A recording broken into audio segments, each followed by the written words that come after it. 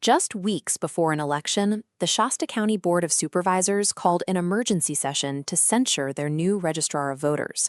The county responded to recent complaints by hiring the Oppenheimer Investigation Group, launching an expensive, sweeping HR probe into the new registrar's conduct.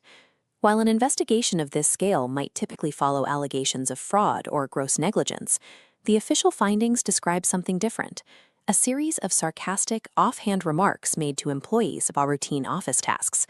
The report highlights quotes like, "It's so easy, a monkey could do it," and "I'll slap you if you don't get that right." The county met these jokes with a formal censure, labeling them as threatening or humiliating conduct. Launching this massive probe just as ballots are being prepared creates a curious contrast.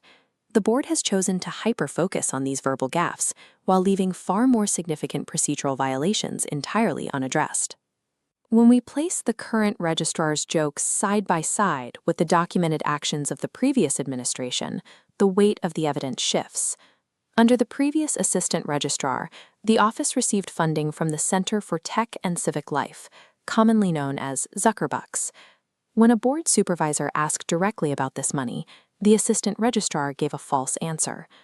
On the final day of ballot tabulation, election observers were told counting was finished and escorted out at 5 p.m. That lasted until 9:30 p.m., with no public observers present.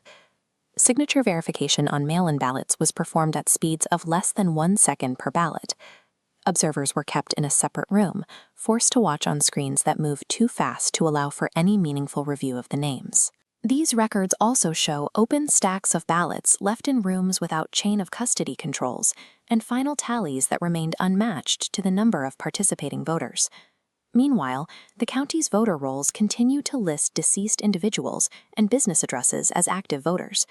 When two board supervisors attempted to observe these procedures, the assistant registrar called the Department of Justice, accusing the elected officials of employee intimidation. Despite years of documentation regarding these concrete election failures, the Board of Supervisors never requested an investigation. They only authorized a probe when the targets changed from procedural errors to workplace jokes. The new registrar entered office with a focus on reform, specifically calling for complete transparency in the tabulation process and the implementation of a hand-counting system. This shift met immediate resistance. The former assistant registrar actually traveled to lobby in Sacramento for a ban on hand counting, working to overturn the policy her own board of supervisors had already approved. Reports from new workers describe a culture of internal insubordination, including staff loyal to the previous administration yelling at new employees or aggressively throwing heavy stacks of paper at them. The current investigation into the registrar used a preponderance of the evidence standard and prevented the accused from preparing or presenting a formal defense, a sharp departure from the hands-off approach used for previous administrations. The administrative system in the county appears to be shielding opaque practices while using HR procedures to sideline those attempting to change how ballots are handled. Ignoring documented procedural violations while launching a high-cost investigation into sarcastic comments suggests the board is pursuing something other than employee protection. In the context of an upcoming vote, these actions align with the definition of election interference.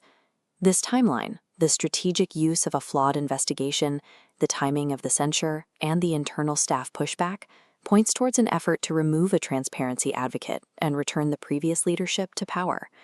These actions affect more than the career of a single official. They undermine the fundamental ability of Shasta County citizens to access a verifiable and transparent electoral process.